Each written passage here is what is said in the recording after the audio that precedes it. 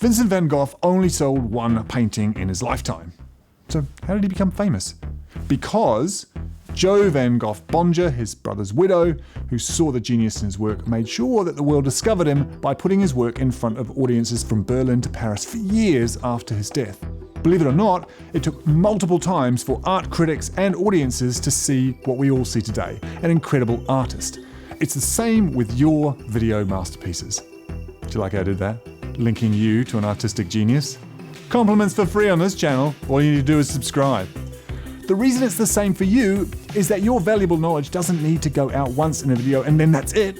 Even if it was the exact same people watching your videos every time, and it isn't, humans don't accumulate useful knowledge like computers. It doesn't just go in and stay there like a photo or a Word document. Humans, especially adult humans, need to be shown knowledge from lots of different angles. And sometimes even to have the same information repeated many times over in order for it to stick.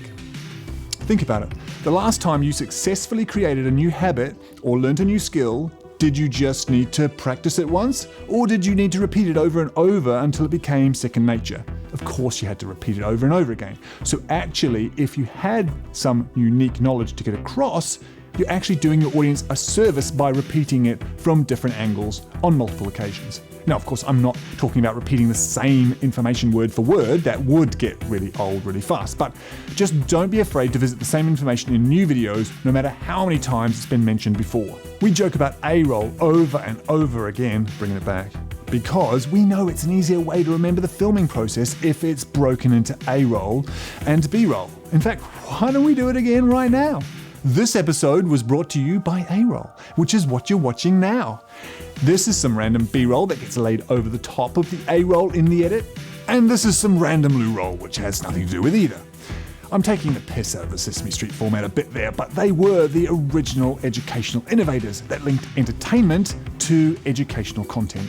Their method of repeating letters, numbers, and words through different sketches and formats changed the way generations of us absorbed information. By the time kids got to this episode was sponsored by the letter J and so on, they had heard the same information in a different way about 6 or 7 times. That's enough for it to start sinking in. I still remember J. Joe Jeans and his jelly beans. J. Joe wearing jeans. He's got a pocket full of jelly beans. J. Joe jeans and his jelly beans. Hey, let's sing a song about Jay. This was last week, first time.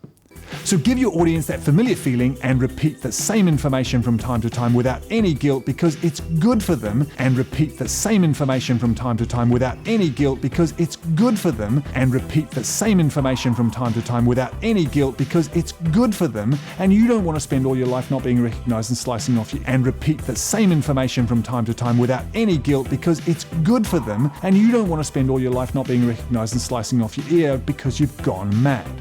I'm referring to Vincent van Gogh there, not the blue Muppet on J. Joe Jeans. What kind of channel do you think this is? If you want to know how to develop a YouTube strategy, watch this video here. But if all you want to see now is J. Joe Jeans on Sesame Street, watch this video here. But subscribe to us first. Why is it not working? But they were the